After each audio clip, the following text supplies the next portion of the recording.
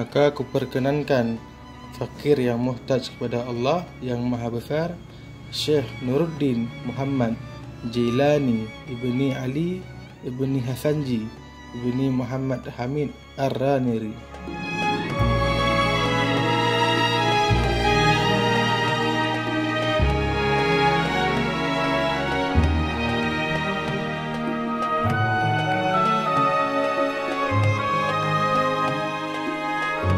Ini merupakan sebuah manuskrip karya Syekh Nuruddin Ar-Raniri pada tahun 1025 Hijriah atau awal daripada abad ke-11 Hijriah atau abad ke-17 Masehi.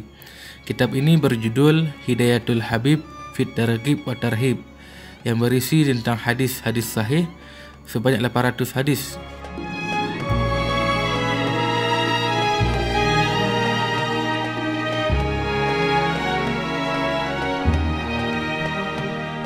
Pada bagian kolofon atau penghujung kitab, yakni penutup, di sini disebutkan bahwa wallahu a'lam bissawab wa qad faraq al-fakir ila Allah Ta'ala Syekh Nuruddin Muhammad Jailani ibni Ali ibni Hasanji ibni Muhammad Hamid Ar-Raniri sakana wa Syafi'i mazhaban min jami'i hadhil hadis kaza Nabi sallallahu alaihi wasallam wa tarjumuha bi kalam Sumatrah Yaumil Jum'ah min syahri Syawal sanah 25 ba'da alf.